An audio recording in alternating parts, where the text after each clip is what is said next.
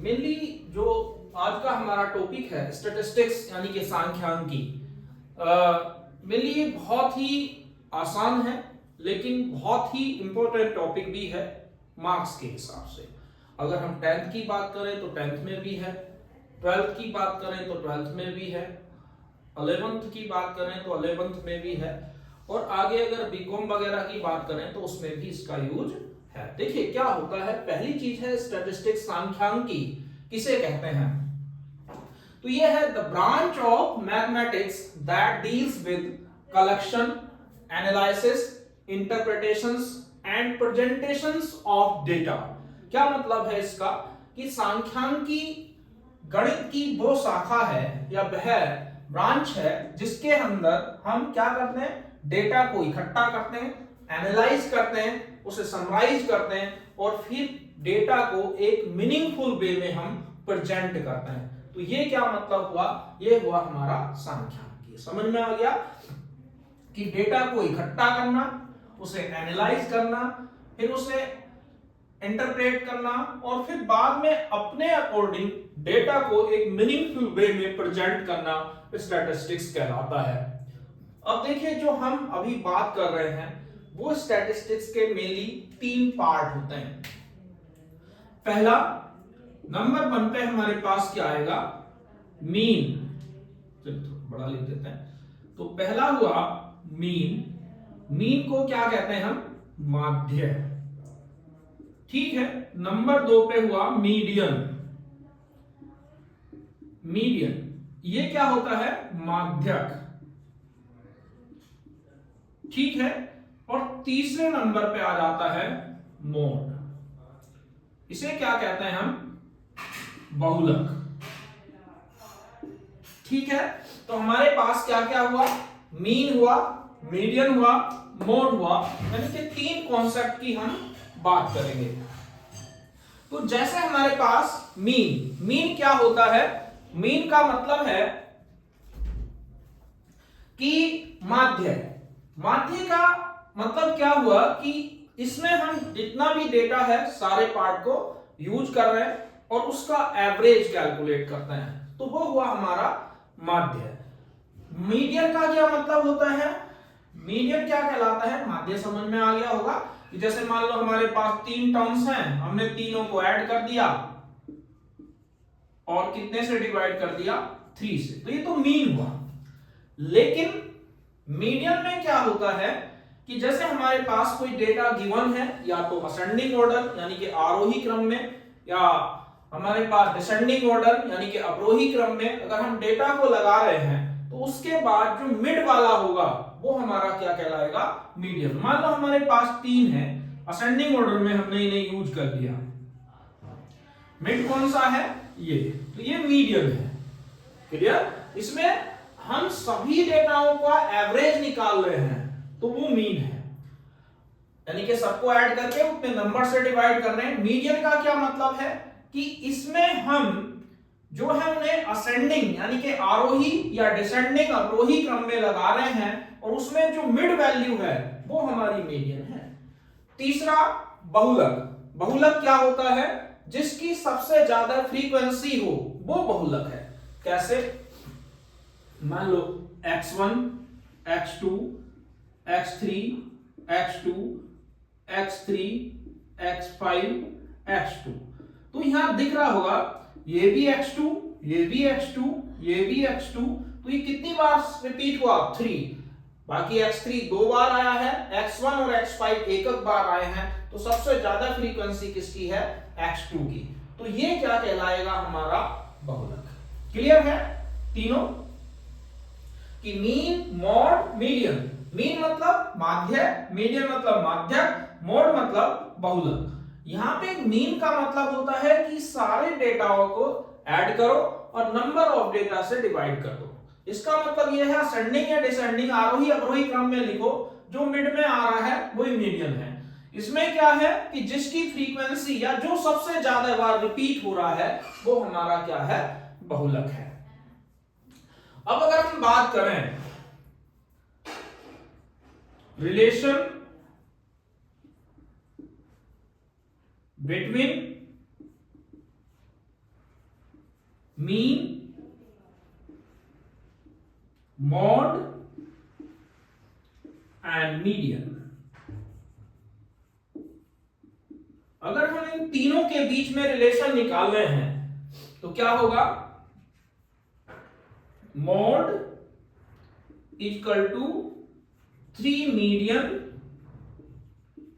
Minus 2 mean. ठीक है, अगर इसे हिंदी में लिख दें तो इसे क्या कहेंगे,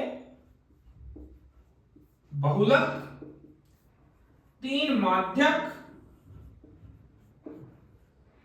-2 माध्य।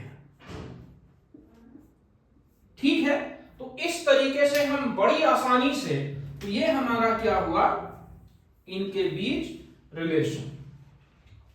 इस पे कैसे हो सकता है, देखिए इस पे क्लियर है। Mode equal to 3 median minus 2 mean, इसका कहां यूज करते हैं, जैसे कभी कभी शॉर्ट क्वेश्चंस आ जाते हैं, उसमें इन तीन में से कोई 2 वैल्यू दी होती हैं और उसमें से कह देगा कि थर्ड वाली वैल्यू फाइंड आउट करो। कैसे, वो देखिए।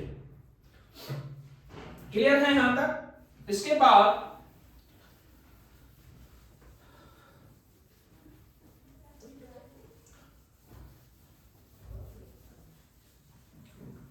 देखिए, अभी हम बेसिक कॉन्सेप्ट की है। मान लो हमने पहले कहा,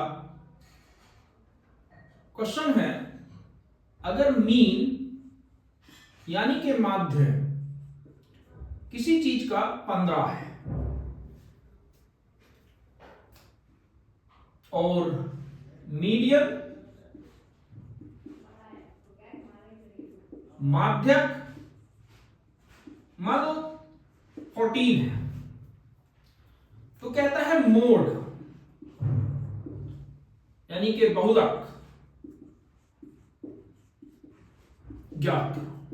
ठीक है, मान लो कोई हमारे पास डेटा है, उसमें वो कहता है कि यदि उनके माध्य 15 हो, माध्य 14 हो या मीन 15, मीडियन 14 हो, तो मोड बहुलक का मान क्या होगा। तो कैसे निकालेंगे, अभी तीनों के बीच हमने रिलेशन की बात की थी कि mode equal to 3 median 2 mean. Clear, mode equal to 3 median minus 2 mean. Mode क्या है हमारा, इसे कहेंगे बहुलक। चलिए ठीक है, ऊपर लिखा हुआ है, तो mode equal to 3 median minus 2 mean. तो 3 मीडियन कितना दे रखा है 14, मीन कितना दिया है 15। अब दोनों को सोल्व कर रहे हैं, यानी कि हमें बहुलक फाइंड आउट करना है, तो यहां से कितना आ जाएगा 14 3 जा, यानी कि 14 की अगर 3 से मल्टीप्लाई करते हैं तो 14 3 जा 42 और 15 2 जा 30, तो आंसर कितना आ गया 12। क्लियर, तो ये क्वेश्चन है। ऐसे ही अगर दूसरा क्वेश्चन आ जाए, मान लो कोई कह दे कि अब की बार हमसे कहता है कि बहुलक 13 है, मीन 16 है। इसे हमने क्या कहा था, बहुलक को कहते हैं मोड। ठीक है, इसे बहुलक, और यहां पे मीन को हम कहेंगे माध्य। अब कहता है मीडियन,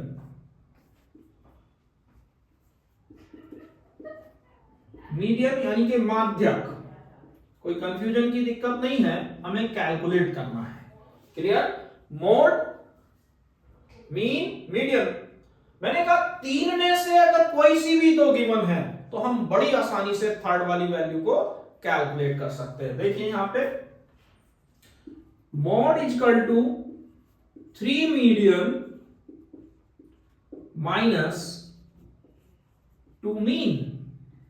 3 मीडियन निकालना है, मोड की वैल्यू कितनी है 3 मीडियन निकालना है, ऐसे ही लिख दिया।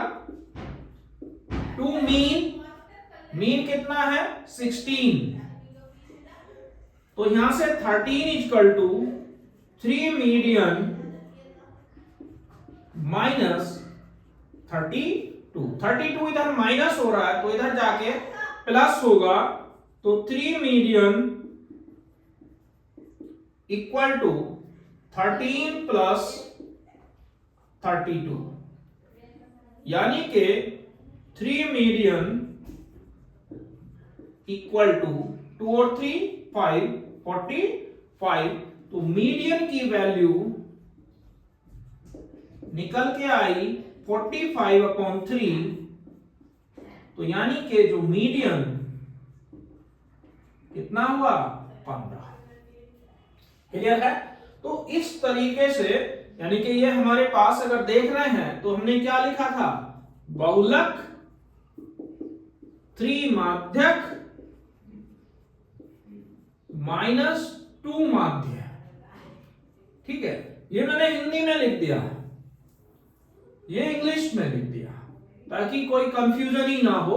तो mod equal to 3 median -2 mean. तो वहां से हमने सारी वैल्यू उठाई, यानी कि बहुलक की 13, माध्यक की निकालना है इसकी 16, तो ये 16 2 जा 32। तो इस तरीके से हम बड़े आसानी से जो है, अगर हमारे पास 3 वैल्यू गिवन है तो हम दूसरी वैल्यू को 3 में से 2 वैल्यू गिवन है तो बड़ी आसानी से हम थर्ड वाली वैल्यू को निकाल। ये बहुत ही इंपॉर्टेंट कॉन्सेप्ट है और इसमें एक आध क्वेश्चन ज्यादातर पूछा ही जाता है।